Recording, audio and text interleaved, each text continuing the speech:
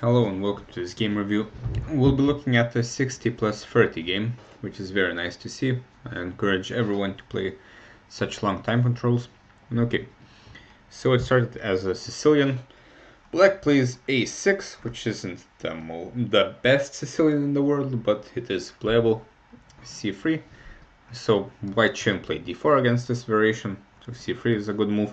And now we get an Alapin where a6 will not necessarily be a good move. But okay, this is fine. White plays d4, and usually in these positions white gets an isolated queen spawn, but this queen on d5 is not very well placed, so white can attack it, and white should be doing quite fine here, but black has his chances. Knight f6, bishop e3, and black takes on d4, and here white thinks for a bit and takes back with the bishop, which is a very bad move. Here, oftentimes, people don't understand that they have to take back with the pawn here. This is the only point of the opening to keep the pawn in the center. Sure, we get an isolated queen spawn, which is not to everyone's taste, but now the knight can go to this nice square on c3, which wasn't available before, and white objectively gets some initiative here, especially when black has played this move a6, which doesn't really help his position.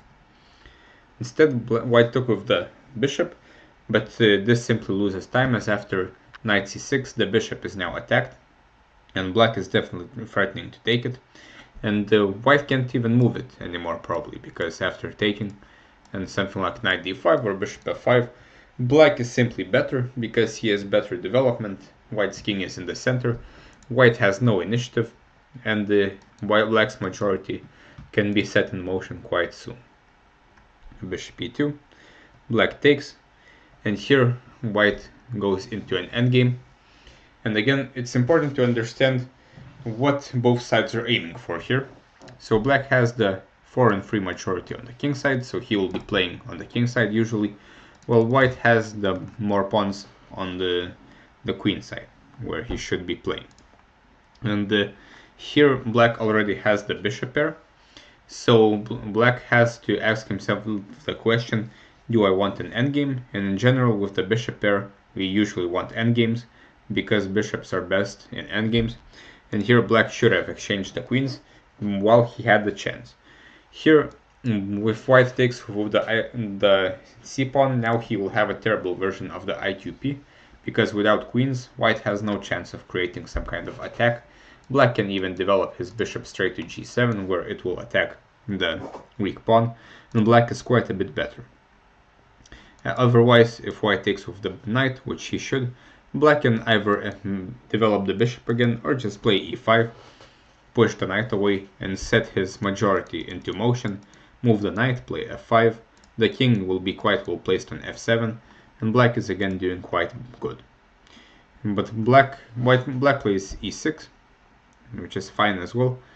Bishop c4 encourages the queen exchange, but this doesn't really help white. And also white should probably start developing his pieces. He is now moving the same bishop twice, while he still has a knight on b1. But now black exchanges correctly, knight d4, and b5, which is fine, but probably we shouldn't touch the side where we are weaker, unless we're sure about some kind of minority attack.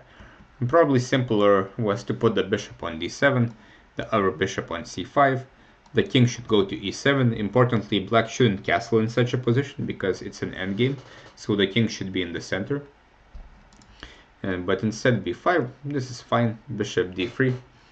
White's probably best chance was to develop the bishop to f3, for example after this, bishop f3. Here at least white would get rid of the bishop pair, and the damage would be somewhat minimized. And bishop d3, bishop b7. Here white plays f3, which is fine, though probably not very accurate. Bishop c5 happens. At this point, black could already castle queenside or simply put his rook on d8. The point being that this wins time, this develops with tempo, because there is a big threat of e5, which means white cannot simply develop his his knight, or move the king somewhere. He has to use a tempo to get rid of this threat, for example bishop c2. And after bishop c5, again black can develop with tempo, and black's initiative is quite big here. The e3 square has been weakened, so black can think about something like this. with bishop c5. Knight went back to e2, but this is already a big mistake. White cannot afford to make so many moves with his pieces. He should finish his development. Okay, knight e2. Here black castles, which is in general a very bad move. We should understand it in these positions. When there are no queens on the board, our king does not belong on g8. We have to understand what the point of castling is. When castling in chess has two goals: to secure the king and to develop the rook. So here our king does not need securing. It's very well placed somewhere in the center, usually on e7. And we have to develop the rook. Well, the rook is not really developed on f8. It wants to go to d8 anyway. So we can just put the king here. Or even simpler, we can castle queenside because this develops the rook as well. And the king is not now in the way of a rook. It can go to c7. This might look a bit airy, but there will be no attack at any point. So black is doing extremely well. He is actually close to winning already. Now the advantage is a bit worse because black is now down a king, while white's king is in the center. So knight d2, now rook fd8, knight e4, and here black transforms his advantage into a structural advantage, which is also fine. And here he plays rook d7 with the point of doubling, but we could be a bit more concrete and go create threats. The weakness is right here, we just have to attack it, so after rook d3, the threat is rook e3, for example rook d1, rook e3. The point is to take the pawn on e4, and if black manages to win this pawn, then he will have the 4-on-2 majority on the king side, which will be extremely good for black because this will mean a potential 2 passed pawns which will be connected, and such passed pawns will usually win any endgame. Also black still has the bishop against the knight, which is also a big plus. But rook d7 is a bit soft, and after rook d1 the position is a bit simplified. Rook d7, rook d7, and here if white had found one last good move, he would equalize, and the move would be knight c1, which looks a bit strange, but it's a very strong move when we think about what black is trying to do. As mentioned, the weakness is right here, so black's plan is rook d3 to play rook e3, so knight c1 stops this. Also, white is completely undeveloped. His next move will be king e2 and rook d1 to exchange the rooks. And in the minor piece endgame, white should be quite fine because black's majority is not really getting in motion anytime soon. Instead, knight g3.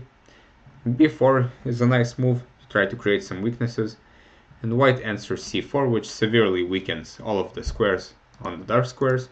Although he has a passed pawn, this passed pawn will never become anything, and now black is close to winning again.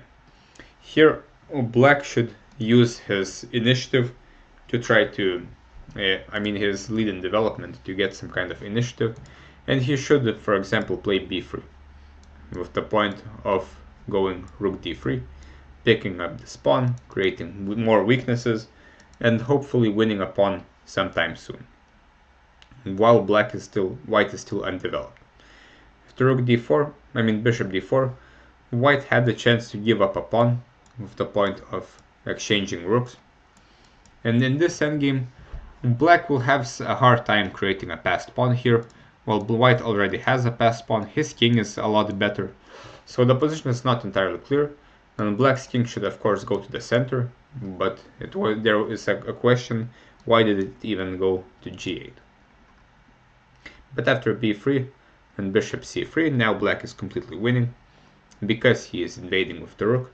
And after rook a2, this b3 pawn is completely gone, and after this the connected passed pawns will win the game. Rook d1, and here black could win rather easily if he had found king f8, which brings the king back to the center. And imagine how easy it would be if the king was already on e7. After king f8, black's king will eventually stop this pawn. The king is not getting checkmated, and black's plan is simply to take this pawn and promote into a queen. The g6 is fine, check king g7, and rook a8, but black is fine with exchanging these pawns. And after c5, rook b3, black is winning the pawn on c5 because of the discovery check, and here black is 2 pawns ahead.